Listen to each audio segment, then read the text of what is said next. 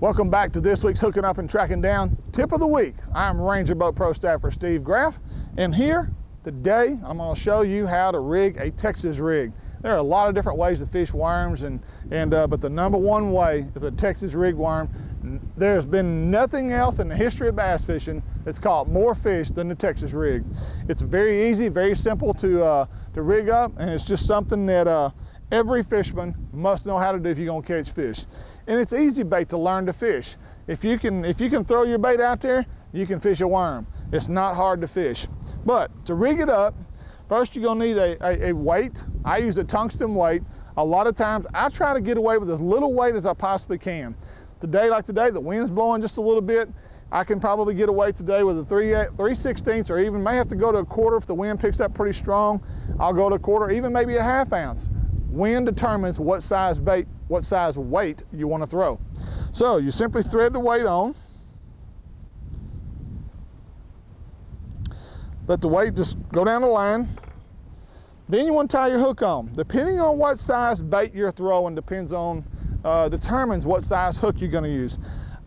Today I'm going to show you the trick worm, which is a straight tail worm. It's an old school bait. It's been around since the beginning. This was the first plastic worm ever invented. It was invented by Cream, the old Cream worm years ago. It's just a simple, straight finesse type worm. Easy to catch fish on, easy to rig, easy to fish.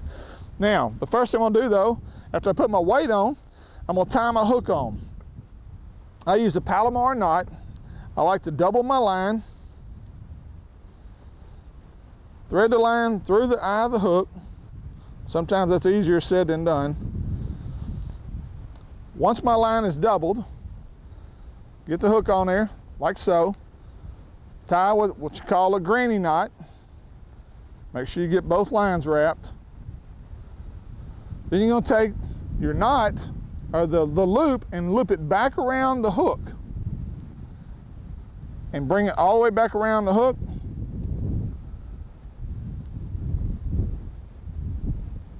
Pull on the line itself on both ends at the same time. But the first thing you want to do before you get your hook or your knot tight, you want to wet it. Make sure you wet it because it reduces the friction and you don't mess up your line. You just simply pull it down, tighten it up, and it's not going anywhere. That's as good a knot as you can tie. It's a simple knot to tie. It's an easy knot to tie. Then you want to take your little tag in. You just clip it off. Like so, and you are ready to fish. Take your weight. The weight will slide up and down the hook, up and down your line. Now there is what they call a bobber stopper. You can get bobber stoppers and you put that on your line first, then you put your weight on. And what it does, it keeps your weight from sliding up and down the line like so. But when you hook a fish, a lot of times it's good for your weight to slide up and down the line, because when you put pressure on that line, that fish starts to throw. When he starts to jump, he throws that weight away from the hook, which gives him less leverage to throw the hook, okay? So that's one of the drawbacks of putting a bobber stopper. But the purpose of the bobber stopper, which would basically be to, well,